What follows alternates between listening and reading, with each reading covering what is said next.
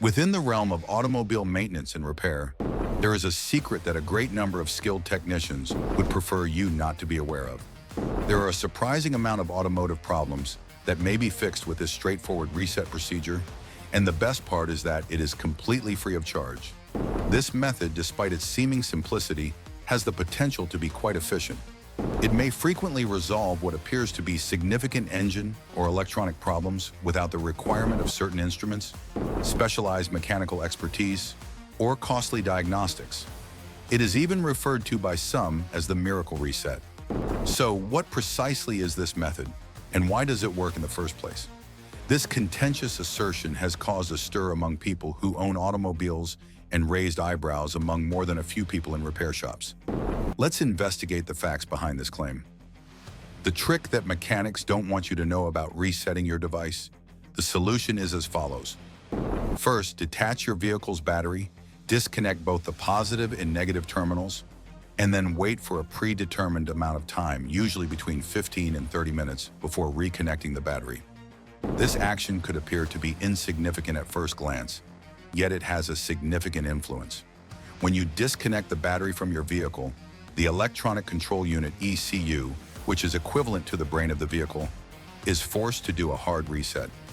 Onboard computers are extremely important in modern automobiles since they are responsible for regulating a wide range of functions, including fuel injection, pollution controls, transmission behavior, and dashboard notifications.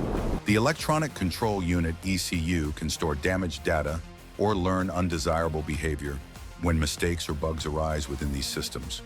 These errors and bugs are typically caused by tiny electrical surges, aging sensors, or even moisture. Some of the symptoms of these problems include a check engine light, a low idle acceleration that is unresponsive, and even transmission shifting that is not normal. The learned parameters and fault codes that have been stored are cleared away when the ECU is reset. When the battery is reconnected and the vehicle is restarted, the electronic control unit ECU starts the process of relearning from the beginning based on the data that is currently being collected by the sensors. In the course of this reinitialization procedure, a great number of issues that are either intermittent or non-critical resolve themselves. This is the same line of reasoning that dealerships use to justify charging exorbitant costs for diagnostic resets.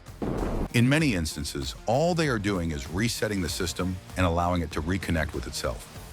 The reasons why it is effective so frequently. An intricate network of sensors and microprocessors is used in the construction of automobiles, particularly those manufactured after the year 2000. The architecture of these components allows them to adjust to conditions and driving patterns that are always shifting. To give one example, the electronic control unit ECU is constantly adjusting the ratio of fuel to air to maximize fuel economy and lower emissions according to how you drive. However, the electronic control unit ECU has the potential to misunderstand those values if a sensor begins to emit irregular signals or if it becomes briefly out of sync.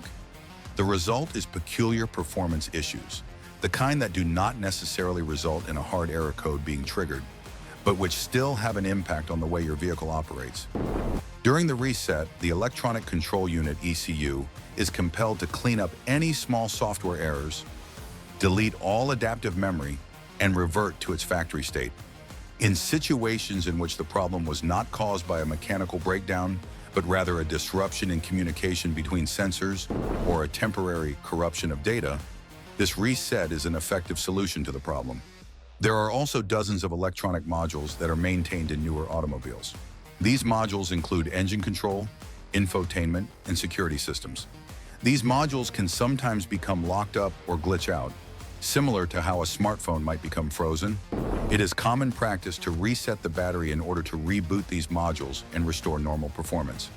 This is analogous to power cycling a router if your Wi-Fi starts to malfunction.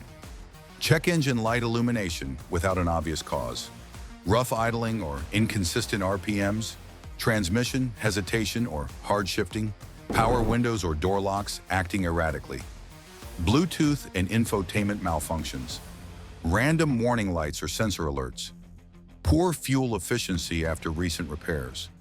After performing a reset, several owners of vehicles have reported that dashboard lights that had been visible for a long time vanished, or that vehicles that had failed emissions, tests, or stuttered while accelerating suddenly operate without any problems. In the majority of these instances, the fundamental issue was not hardware-based. Rather, it was the result of corrupt or out-of-date information that was stored in the memory of the vehicle. Precautions and things to take into account. Even though this method is often risk-free and does not incur any expenses, it does have some limitations. Resetting the battery will delete not only error codes but also your radio presets, clock settings, and in certain instances, recorded seat positions or navigation data. Error codes are not the only things that can be deleted when the battery is reset. Additionally, to reset the electronic control unit (ECU) of many premium automobiles, additional procedures are required, and disconnecting the battery may activate anti-theft devices. Furthermore, if the problem is caused by a true mechanical or sensor failure, the issue will ultimately resurface once the ECU relearns the inaccurate data. This is because the problem caused the problem in the first place. In these situations, the reset may be used as a temporary fix or as a diagnostic tool, assisting in determining whether the problem is based on electrical or software components, or whether it is a problem with the physical components themselves. The safest way to perform the reset. Simply using a wrench to release the battery connections is all that is required to give the reset trick a go on your own. Always make sure the ignition is turned off and remove the key before beginning the engine. Disconnect the positive terminal once you have disconnected the negative terminal. It is recommended that you wait at least 15 minutes, during which time you put your foot on the brake pedal to drain any remaining power from the capacitors. Reconnect the positive terminal first, then the negative terminal after the wait has been completed. Start the vehicle, make sure they are properly fastened, and then allow it to idle for a few minutes without revving it. This makes it possible for the ECU to start the process of relearning cleanly. Some concluding regards. This method is not supernatural, and it will not solve all of your problems. However, in this day and age, when automobiles are more digital than mechanical, the concept that many issues can be resolved by just resetting the system is not something that is completely out of the question. It is the same as turning off and then turning back on your computer. And it is frequently all that is required to get rid of a fault or a momentary error caused by the vehicle. Therefore, the next time your vehicle seems to be performing strangely, and you are facing the possibility of a diagnostic cost of $500, you should attempt the reset approach first. It is possible that it will save you time, money, and a trip to the mechanic, and that it will not require any tools, fees, or secrets to be kept. It is possible that you now comprehend the reasons why mechanics are not always overjoyed when car owners discover the truth. If you found this trick helpful and it saved you a trip to the mechanic, don't forget to like, subscribe, and drop a comment below sharing your experience.